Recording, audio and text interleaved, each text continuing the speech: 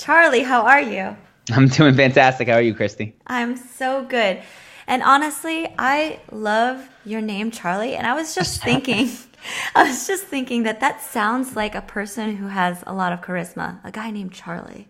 I think it's the alliteration that I had going. My mom clearly had big things planned for me way back when she named me 30 years ago. I'm very happy with it. I hated it at first, it was one it's a When you were not a a very kid, really? I wanted to be Mike like everybody else. And I could have fit in a little better and I felt odd, but I appreciate the fact that I don't often encounter too many Charlies these days. Yeah. Yeah. So tell me about Charlie. I love the topic we're going to talk about, but I want to know the story of who you are and how you kind of got into this, really niching into this very cool and helpful topic of charisma. Yeah, so I kind of alluded to it. When I grew up, I was not the most outgoing young kid or even through middle school. And I don't think I really minded it for a long time. I had a very small core group of good friends and we were all very good kids and we didn't go to parties or things like that. It didn't start to feel like a problem until I was probably 15 or 16 years old and I wanted the attention of some of the cooler kids, some of the girls, and it just wasn't happening for me. And so in going through high school, I didn't really break out of that shell. I had a really great, awesome core group of friends, but felt like I would have liked to have connected with more people, and it just didn't happen because I was so painfully shy. And that continued for me for years in college. Like there would be so many circumstances where I wanted to say hi to somebody. I'd be behind them in line and I had seen them before but didn't know how to start a conversation, or a girl in my class that I thought was smart and pretty and I would have liked to go on a date with but just had no concept that I could form that relationship. And that was with me for a long time up until I finally went abroad I think I was 19 or 20 years old. And it was at that point that I decided I was going to kind of do a rewind and try to do things a little bit differently. So I arrived in Spain and then in Costa Rica and made it my mission to break out of the shell that I'd kind of built for myself. That was this very smart, introverted guy with one or two close friends. And I started speaking to as many people as possible in a foreign language. And those experiences really opened my eyes to the fact that, one, I wasn't stuck being this person who longed for more connections but was unable to have them. And that I could sort of reshape the way that people responded to me without necessarily becoming a jerk or some of the things that I might have associated with being the cool, outgoing guy before. So I came back, and a lot of my friends noticed a difference, which was very, very cool for me to sort of get that social approval. And as I did that, I moved into the working world. People started asking me for advice. You just walked up to that girl and asked her on a date. Like, what did you say? And I said, I just walked up and asked her. And they said, well, how did you feel confident enough to do that? And so I started giving advice to my closest friends.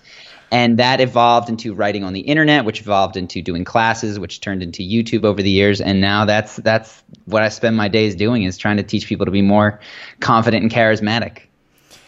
I love that you've kind of taken what was a source of some pain in your life and learned to not only overcome it for yourself, but now to teach others. And I think I actually read that you were voted most likely to break out of your shell in high school. Is that right? Yes, I was. So I won the senior superlative. I just think of it as the most shy. There are 500 kids, and I won most likely to break out of a shell in college, which really didn't even happen. I mean, it wasn't until my final area of my junior year that I went abroad and finally broke that thing that everyone else had seen was separating me from other people, which was just that crippling shyness. And I think, to your point, it is oftentimes the areas in our life that we do feel that pain in, that we're motivated enough to change, but it's when we have sort of a comfort level with a job that isn't terrible, but isn't so bad. It's those things that we tend to stay with. And it's the things that are just so frustrating that we have to move, that we actually make big leaps and then can, in my case, learn to teach other people to do the same. It reminds me of that quote. I think I read it somewhere. Actually, I think I wrote it down. It's when change change comes when the pain of staying the same is greater than the pain of change. I was Yeah. like, I cannot be this shy anymore. I 100% agree. When things are good, and I appreciate the times in my life when things are cruising, but I've noticed even in other areas of my life, it's with the business. It wasn't until my bank account went down to $0 and I took out my 401k and I drained that, and then I drained that all the way down to zero again, that finally I saw the uptick in the business. When things are survivable, we tend not to do the drastic things necessary to make the change occur. So in a weird way, I'm very grateful for the lack of natural social ability that I developed in my childhood, because I think it's really made this second part of my life much more enjoyable. Yeah. So what is charisma to you? What's your definition of charisma? So when I think of it as kind of leadership. And in that sense, I don't necessarily mean that you need to stand in the front of the room and have a mission for your company or anything like that. I think of it as the person in a conversation who there's a lot of small talk going through, and they'll crack a joke, or they will share something vulnerable about themselves that gives the people around them permission to open up themselves, and they connect on a different level. It's a person who, by their very example, inspires I think, to connect at a deeper level or to perform at a higher level. So it's leadership in all these very subtle ways. And I really think it can come back to just the topics of conversation that you're willing to broach with people, or the genuineness with which you're willing to speak. What would you say to someone who's like, I just not born with it? Like, I mean, obviously you're clearly the example of what it is to break out of that shell. But I think it's been ingrained in a lot of us that some people are just born with it and some aren't. Yeah, no, it's a very safe mentality, because as much as it stinks to go, you know what, this is how it's going to be, there's no challenge and there's no personal sense of responsibility that you have to take for changing it. And I know there was a dual sense of excitement and fear when I started to realize that I was very much in control of the way that people responded to me. Excitement because, holy cow, I don't necessarily have to be relegated to being the person that was always looked over in a social interaction. But fear because of the responsibility that I was like, oh man, like now I'm in charge of the direction that my life takes, at least in this regard. So I think at one level, there's that bit of fear that says, if I were to take responsibility in this area, that is not necessarily a fun position to be in. But the second thing in terms of stepping into that is that I have seen so many people, and it really is, we can talk about the building blocks of it. Most people, when they're not born charismatic, I've yet to see a charismatic infant. At some point in their childhood, they have a role model or a figure that they look up to. They model, and without necessarily thinking about it, they do learn to be charismatic at some point. Now, for 95 to 99% of people, that's just not the case. They don't pick up after that person. My dad was very charismatic, didn't run off on me. I didn't get it. But you can go back and in a more conscious way later in your life decide that this is something that would benefit you, and begin to learn some of the building blocks without, and I think this is the big concern, destroying who you are or ruining your pre-existing personality preferences. It doesn't mean that you can no longer love books or love the nerdier things in life that I still cherish. Yeah. You can add on top of the things you do, this skill set that will enable you to connect with people. Yeah, that's such a good point that I didn't even think about, which is that, like, if part of who I am, or part of maybe even how I think people relate to me, is that I will help everybody, or I'll kind of like stay quiet or not ruffle any feathers or not really overshare or something, that there may be a fear of, well, they love me for who I am now, maybe they won't like this new part of me. Absolutely. And I think that it's one of the unfortunate very early experiences is when you start to change in any area of your life, whether it's your fitness, whether it's your charisma, it's your career, you start a new business, the first thing to expect is pushback from the people who are closest to you, because it is absolutely not from a lack of love, but from a fear of, if you were to change, what role would they necessarily play in your life? You know, if you're their friend that isn't super into fitness and all of a sudden you're going to the gym with a new friend, it can be very nerve-wracking to them to watch you change, because they go, where do I fit into this? And rather than expressing that as fear, they can often express it as criticism of whatever your new interest or direction is. So what I will say is that while there often is that pain period where you start to make changes and maybe not everyone around you is totally supportive of it, once you start moving, they tend to get on board. Right. is the truth. Like I've really not lost super close relationships and friendships because of the changes I've made in my life, even though at times it felt like, oh my gosh, am I ruining this? Am I alienating myself from this person? If we were close, we still maintained some level of that closeness, even if our paths diverged a bit. And even bringing it back to what you said before, is that you're giving also permission for them to step into something that might have been scary for them too. And totally. Those people who are not on board and don't ever get on board, it's probably okay. I think that is true. And that's a fair point, because I don't mean to say that every friend I've ever had is still a friend today. There's certainly some that I've grown apart from. But what has been amazing is that in kind of doing the charisma thing, when I look back on the last 5 years of my life, all of my new best friends, these are guys that I've traveled the world with, that I've lived with, that are like brothers to me, have come in through the business Charisma on Command. They came to a class, they saw a video, they flew across the country in some instances just to meet. And by putting out something that I was really interested in, sure, I might have alienated some of the people with which I had some commonalities, but I attracted so many more that were complete and total awesome matches for friends. So there's a huge payoff when you kind of let your weirdness fly and show it to the world. Even though at first it can often feel like you're losing people, you're just in process of attracting more of the people that are truly going to connect with what you're about. Absolutely. And let's talk about, I do want to talk about the building blocks of charisma, but first also, how did you make the decision to make it a business and start the YouTube channel? What was that process like for you?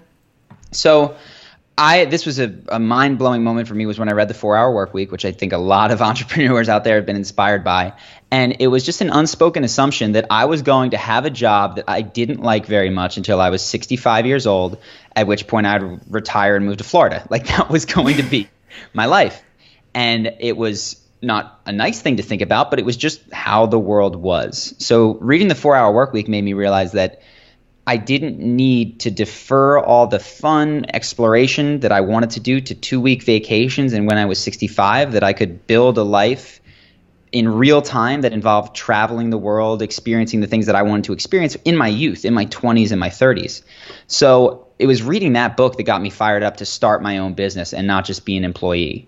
And I started initially doing a company that was about parkour. And if you don't know what parkour is, it's I know what parkour is. I know parkour. But please explain. Hardcore parkour. So it's urban gymnastics. It's the first scene at Casino Royale, climbing up that construction site, doing really cool stuff. I thought it was cool. I found that there were not a lot of training courses on it.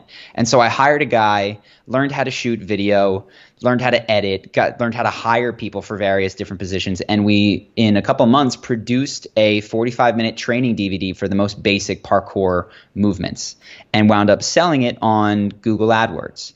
That business did pretty solidly, but I found out, passionate about parkour. It wasn't something that I was practicing. It was a business that could have been successful, but I didn't have the fire to pursue it. And so that lesson for me, I was just like, to be successful, rather than having a great idea, for me personally, what I need is the fire to do it, to do more than everyone else is willing to do. There's some guy out there that loves parkour that is going to push this harder than me, and he's going to be the guy. So I came back to, not necessarily where is there a space in the market, but where am I so fired up that I'm spending money to learn a skill? And it was immediately, I spent all my time thinking about how I can better interact with people, or how I could make that connection form. And that was where I started. And that was then the second business, which was more focused on dating because I was 23 years old and that was the thing. That was top of mind for sure. And I had my first ever class in New York City, and we offered 10 spots, gave away 5 of them for free, sold 5 for $15 to guys who wanted to learn how to go up to a woman in the New York City park and ask her on a date. Pretty straightforward, standard, stuff. And from there, what I realized is that the guys that I really liked working with the most were not just interested in the dating aspect. They were also interested in learning how to connect better with their boss or not feeling so shy around certain groups of friends. And there were also women that were like, I love what you guys do, but I feel kind of alienated because you're teaching only men how to speak to women in parks, which is cool, but that's not something that I'm necessarily interested in. And it was at that point that I realized that while dating was an aspect of what I was interested in, it was really the whole interpersonal dimension. And that's where Charisma on Command was born. So we shifted the focus from dating to how to be confident and charismatic in whatever moment makes you stressed or hesitant. And that, when we made that shift, that was where we really saw the business start to transform and connect with people, because there wasn't really anything out there that was doing it at the time. And then the YouTube channel? And then, so yeah, there's a lot of business breakthroughs. Certainly the first one was finding our niche. And like I said, that was not a process of I knew it right away. I was throwing darts at a board and missing. And it took probably a year and a half to get to this is the angle. Charisma is the way to go. The YouTube was still after that another year. I was finally making enough money to pay my rent. I'd bottomed out. I was living in Brazil at the time because that was the dream, to move to Brazil with 5 or 6 of my buddies.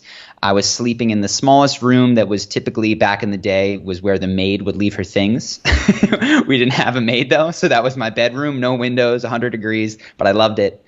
And I had finally made enough money off of the business to start to pay my rent. I could come back to the U.S. and afford Las Vegas rent. And at some point, we were going through different ideas that we could do. And we thought, maybe we'll do LinkedIn, maybe we will do Twitter. And the truth is, YouTube was just a lucky guess. It should have been more obvious in retrospect, because obviously charisma is something you see. But I put up a video of Bill Clinton and then Conor McGregor just talking about how Bill Clinton made really good eye contact and how Conor McGregor generated the confidence that he so obviously feels. And within weeks, those had done more views than our business had in the entire 3 years of existence. So at that point, we're like, we're on to something here. And the channel has since grown. Probably in the last year and a half, we just hit our 1 million subscriber mark. And it's been awesome. But I don't want it to sound like I knew it was going to work. I guess the big thing that I'm trying to communicate is that it was a lot of stabs in the dark, like 100, and then this one just stuck. And that's where I've doubled down ever since then. Right. Yeah, that's such a good point, because I think so often, I talk a lot about risk. I'm a professional poker player as well, and people think that before they take a risk, they want to calculate everything. They want to make sure things are going to work. They want to do all the research. But the sureness comes from taking risks. Like, it's like opposite than most people think. Totally. And what I've learned is that not just myself, I really think that humans are terrible strategists in terms of guessing what people are going to be interested in, or what people are going to want to buy, or what even video is going to connect the best. The number one thing I've learned is that I just have to try to put out a volume of content that I think is solid. Because I've spent weeks creating this video that is going to break through and be the one, and it's awesome. This one's going viral this for is sure. This is it, and it goes out there and almost inevitably falls flat. And then somebody will tell me, hey man, you got to do a video on this guy. And I'll go, okay, fine. Like, I'll do it because the fans have asked. And that video goes crazy. So rather than try to, I spend a little bit of time, like, back of the napkin, which one of these do I think is best? But I think so many people with their business, with their, should I talk to her? What should I say? They get caught in the planning phase of things. And other than just kind of knowing your initial game plan, which is I'm going to walk up to her and say hi, the rest you kind of got to do on the fly through trial and error. And it was the same thing with the business, which is we're going to make YouTube videos and try a couple things and see what works. And that was only came after so many other avenues were tried and just turned out to not work. I still constantly try business things that don't work, and I just view that as part of the process before I stumble onto something that's really good. Amazing. So I want to come back to the YouTube channel because a couple questions I want to ask about that. But let's go to what are some of the building blocks of charisma so that people who are asking themselves how they can do that and implement that, maybe they have something to walk away with and really implement into their lives. Got it. Yeah, number one thing is subscribe to our channel. Got to do that. Yes, daily content. Plug it. Hard. No, so the things that I think of when in terms of the building blocks that make you feel that someone is charismatic, first off is conviction. And this is one that I would say is kind of an amoral thing, because if you think of some of the most inspiring leaders of the 20th century, your Martin Luther Kings, but also some of the most horrible people of the 20th century, your Hitlers, what they had that enabled people to stand behind them was this just rock solid conviction and belief in the things that they were saying. And there's a number of ways to develop this, but unfortunately what people do is they undercut themselves by betraying the fact that they lack belief in what they're doing. And so it's very hard to display, I found, it was very hard for me to display conviction about my life when I was in a job that I didn't really like, because I was every day undercutting my own belief in what life was about. And so you'd ask me, like, what do you think life is about? And I go, it's, and gone. So I couldn't connect with people because I clearly didn't represent my beliefs as strongly. So that's the first piece is leaving absolutely room for doubt, for reassessment, but when you are speaking, truly being behind and living the words that you say makes a huge, huge impact.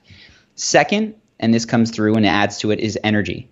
And so I see a lot of people, especially when they lack conviction, do not necessarily speak with high energy. There's two things to keep in mind with energy. The first one is that people tend to gravitate towards positive messages, right? So even if you're a high energy complainer, you might get attention, but it's not going to be seen as charismatic. Mm-hmm. And the second one is that higher energy connects more than lower energy. And I know I resisted this for a while as an introvert because I wanted to lay back and just connect one-on-one quietly. But the truth is, if I'm in a social situation, there's 6 people talking and I'm going, no, let me do it my way. Mm-hmm. There's just really not a chance for me to even begin to build a connection where we could have that one-on-one deepness. So learning how to fire myself up internally to talk about the things that I'm passionate about and get behind them, that was huge in terms of building energy. And then the last is that there's all these little presentation things that I kind of just lump into the final bucket. And I've given the example, I used to have the most bug-eyed eye contact you've ever seen. I would just look at people. There was a habit that I'd established. I don't know where or why. I thought it made sense. And thank God my buddy one day told me, dude, why do you do that? You're freaking me out, man. You're freaking everybody out. And there are just little fixes, habits that maybe we developed in our life for a number of things. The way that we speak, maybe we lack the ability to modulate our voice. We just constantly talk in a monotone voice.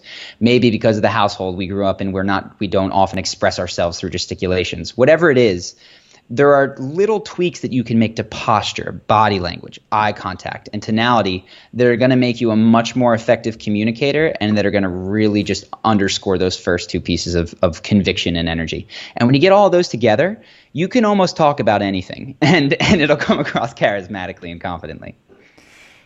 I think it's so interesting because kind of bringing it back to what you said in the beginning too about taking personal responsibility for this and all the reasons why maybe we won't, because I'm just thinking that when I'm uncomfortable or someone's telling me oh, I should make less eye contact, I immediately want to get defensive. I'm like, that's just who I am, or why, but I can see that defensiveness of not wanting to take responsibility and just take the feedback and use it in a way that has me actually connect, which is what I deeply want. That's it. That's to the core of what I want.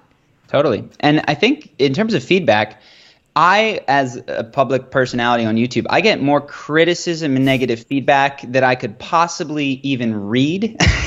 And if I were to take it all extremely seriously and try to adjust, I would look like a schizophrenic. So it's not that you necessarily need to act on every bit of feedback or give them all the same weight. But if there is a consistent outcome in your life and somebody's offering you a potential solution as to why that might be different, I have found that rather than trying to identify with any particular preference or personality trait, it's easier for me to think, you know what, that's just a habit that I built when I was 12 years old because it worked when I was 12. And the me is not the person that is shy. The me is not the person, this is one that I've really identified with, the sarcastic sense of humor that was biting. It would make some people laugh and some people cringe. That's just me. That was just a habit that I established at 12 years old. And if there's a better way for me to achieve my goals, I tried to identify much more with the person making the decision of, am I going to just let this sarcastic sense of humor define who I am, or am I going to try something new? Because I think that, like you said, when you identify with any particular personality trait, you're not going to change it because you're not going to destroy who you are. So for me, it's just been really helpful to realize that all of those things, which maybe I've been habitually doing for years and years and years, are not who I am. I am the person who decides how I will behave. And that has given me a little bit more leeway to play with some of these things and maybe to come back to ones that I used to do. And I found it to be just a lot more liberating and doesn't make me quite as defensive when I get some negative or possibly negative feedback.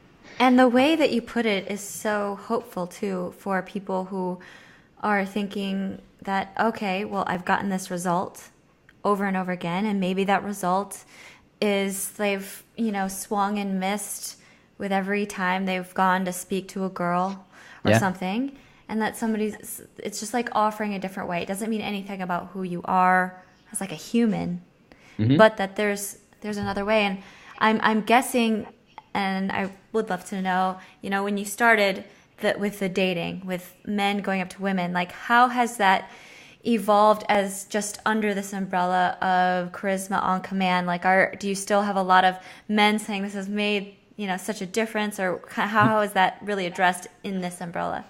Yeah, so I think that what I've realized is that people are going to come to you for the same types of difficulties. And the one that got me into it was of wanting the girlfriend that I wanted. And if you're in fitness, somebody's going to come to you wanting the six-pack abs.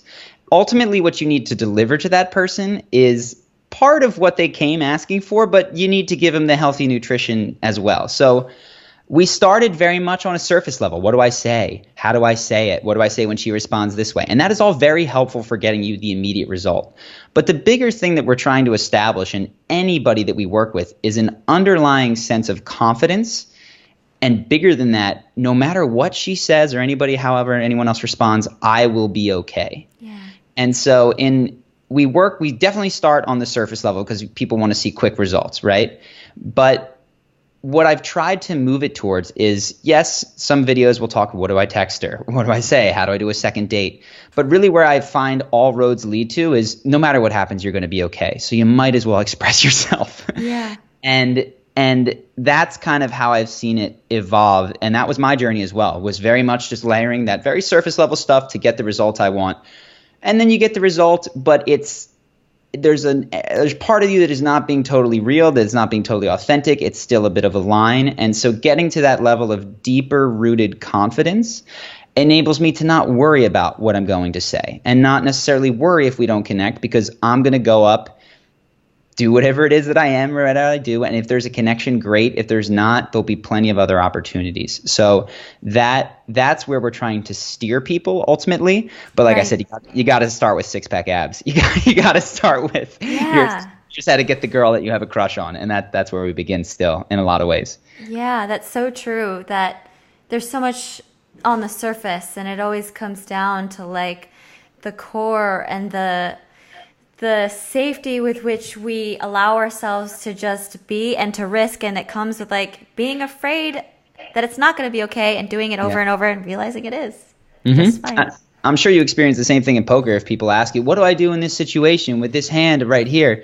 And you can tell them what to do, but ultimately what they need from you is a mindset shift about how to think about poker. And so I noticed that in every single discipline, that whatever the student is coming for that they think they want, your job as a teacher is, yes, to give that to them, but also to steer them towards what they need.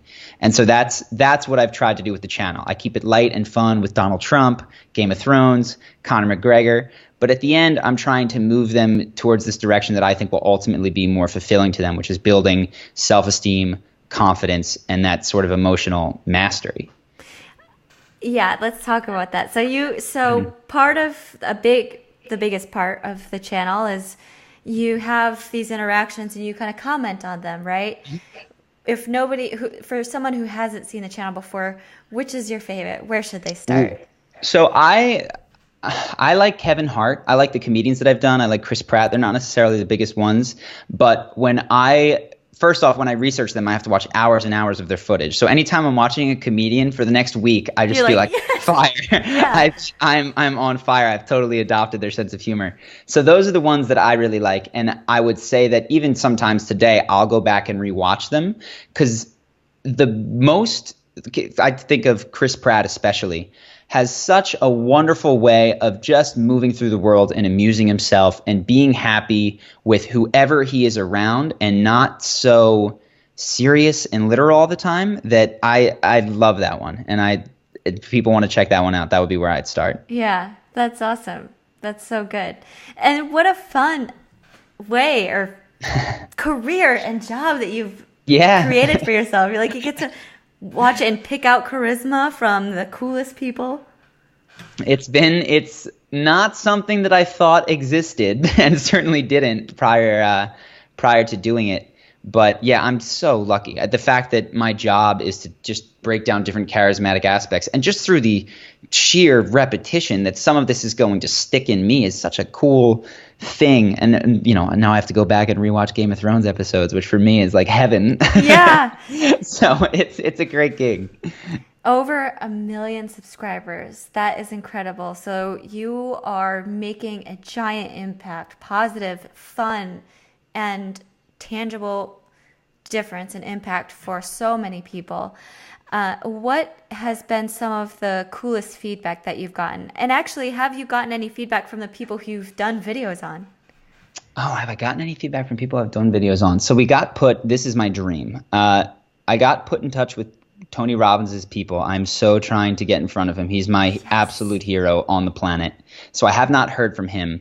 I'm going to interview, there's a guy who's founded Charity Water, and he's not necessarily a famous guy. His name is Scott Harrison, but he is one of the people I admire most because he started this amazing charity, but he's also a fantastic storyteller, and I'm going to get to do an interview with him in September, which I'm really excited for. But no, I've not gotten to meet a ton of those people. In terms Chris of the Pratt, feedback, if you're listening, come on. Come on. Pratt. No, I love him. I'd love to hang out with him. Hopefully that's the direction we can move in our new post-million subscriber way.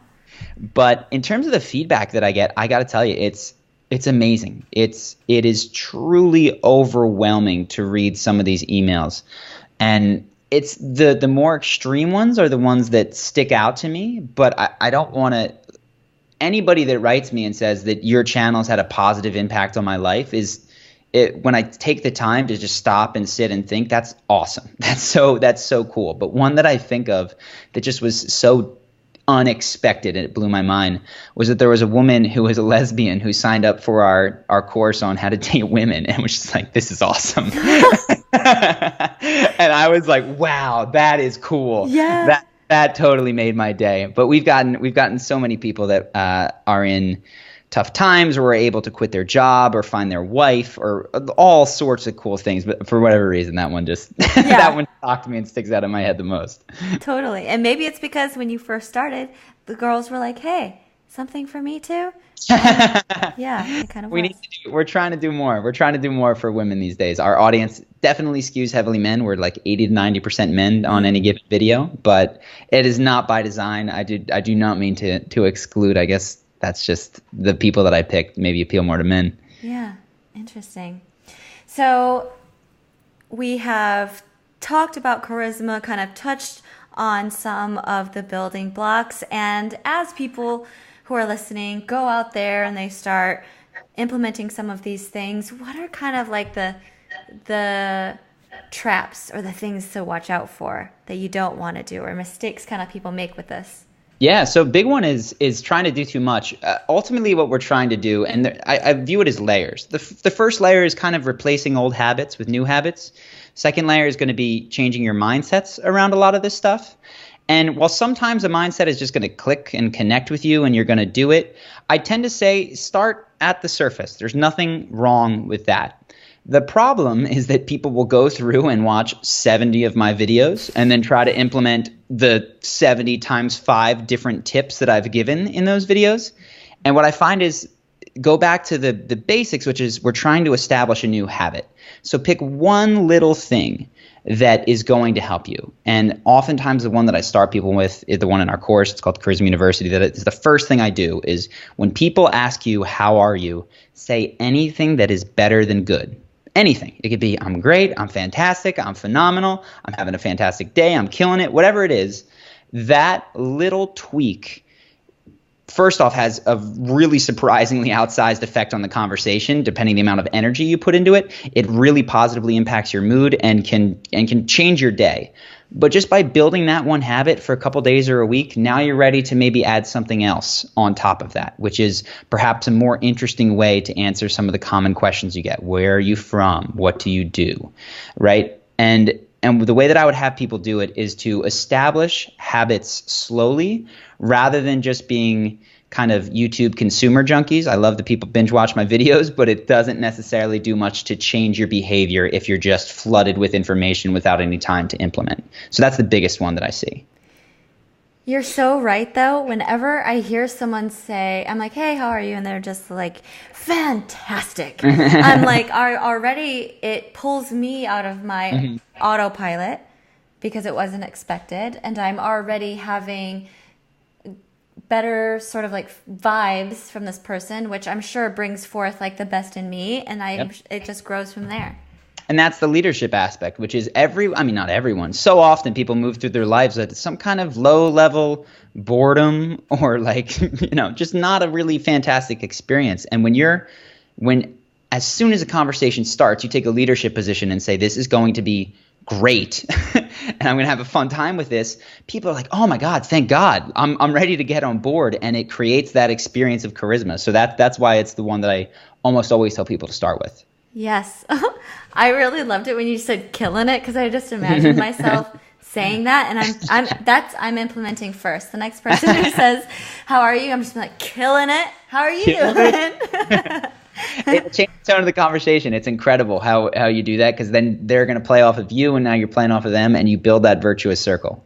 I love it. So guys, if you're listening, I would love to know how it goes for you. Try it out. We would love to know. And so tell me more about how people can find you and work with you. I know we talked about Charisma on Command, the YouTube channel, which is just /Charisma on Command. Is that right? YouTube.com/user/Charisma on Command. Or if you Google it, it should be the first thing that comes up. Right. And how else can people learn more about you and get to know more about the course? Mm-hmm. Yeah, so I mentioned the course. The course is called Charisma University. If you go to our website is charismaoncommand.com. In the top navigation bar, there's a thing that says Charisma University. And then there's a long page that kind of describes my story, some of what I spoke about today, and the different modules that are in it. So we cover first impressions, confidence, storytelling, conversation, a whole bunch of different things. So if you're interested in what I would describe as the YouTube is the six-pack abs, it's the things that everybody wants. This is kind of the ritualistic, habitual work that you would put in to implement this and to make those changes, then the course is for you. If you just like the entertaining side of it, awesome. Stick with the YouTube channel. It's fantastic, and you can see really big improvements from that as well. But I tried to design the course so that it laid out a step-by-step action plan for somebody really looking to implement these different sorts of tactics, and then mindsets is what we close with in there. Yeah, it feels like more of like a deep dive, like a long-term sustainable. Exactly. Yeah, it's over a period of weeks that you're intended to do the course. Awesome. Very cool. So, Charlie, for you, like what's next? We talked a little bit about who you get to interview and Chris Pratt. Yeah. We're still waiting for that call. Let us know. And also for you and your own charisma, like do you ever feel awkward anymore? Like what's it going on now? Oh, all the time. So for me, one of the blessings in disguise is that I've traveled a lot. And every time I've had to pick up and move to a new culture, there's a whole set of different rules. Some of them maintain the same, and at a high level, conviction, energy, and presentation do matter. But the elements of presentation can shift from culture to culture.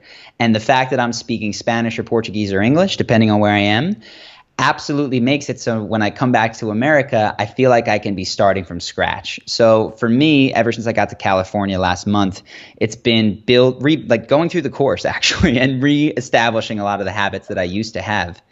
But other than that, I think that I mentioned the different layers, and I was very focused on the presentation side of things and the quick fixes to make dramatic changes. And then I got into mindsets. And I feel like there's a third level, which I'm just starting to kind of appreciate, which is a little bit more of like a Buddhist, stoic philosophy of just absolutely not needing to feel any pressure to perform or do more, and allowing for moments of just genuine inspiration to be what fires you, rather than this need to become more charismatic or become more confident. But I do think that it's a journey. I think that you should start at the surface level. You should move to the mindsets, and then I'll see how this sort of, I don't even know if spiritual is the word, but more, it's almost Buddhist and it's just absolute letting go of the outcome style that I'm playing around with now, and seeing how that affects my mood, my energy, and all this kind of stuff. So that's what I am personally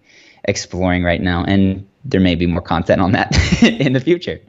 What's so beautiful is that you have really, in your own dedication to becoming a better person and going for what you want, you've really brought people along with you.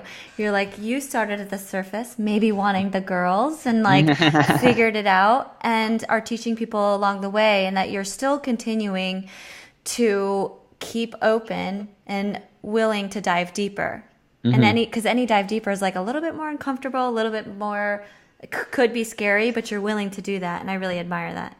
I appreciate that. Yeah, and it does, and there's an element of fear that, oh my gosh, I put so much work into these previous levels, and now I'm almost invalidating all of the work that I put in by saying you don't need any of it, right? So I don't know where it's going to wind up with me, but I am excited that I feel like I have a new path of growth to explore. And like I said, this is me throwing darts at a dartboard. 90% of them don't stick, but when I find something that does, I'll bring it back to the channel, and you can watch more about it there. Yeah. And, I think the journey is it just happens that way, where some things conflict. And whenever I've seen some sort of conflict or butting of heads of things that I've learned or places that I'm going, what I've found is the deeper I dive into it, it's more interconnected than I had it seen first. Yeah. So I'm just so curious to hear and see what you find. Yeah, me too. Yeah, it's awesome. It's awesome. Well, is there anything else, Charlie, that you want to say to the people who are listening or add that we haven't covered? No, thanks for listening, everybody. This has been my first podcast appearance in a while, so it's been fun to do, and I hope that you guys enjoy the channel and check it out. Subscribe. We need 2 million. Do it now. Yes, 2 million. On the way to 2 million. And if you know Chris Pratt, let him know. Oh, please. Gosh, that would be so cool. Or Tony Robbins. I love him. Or Tony Robbins. Hook us up. Hook him up. Awesome. Thank you so much. Thank you.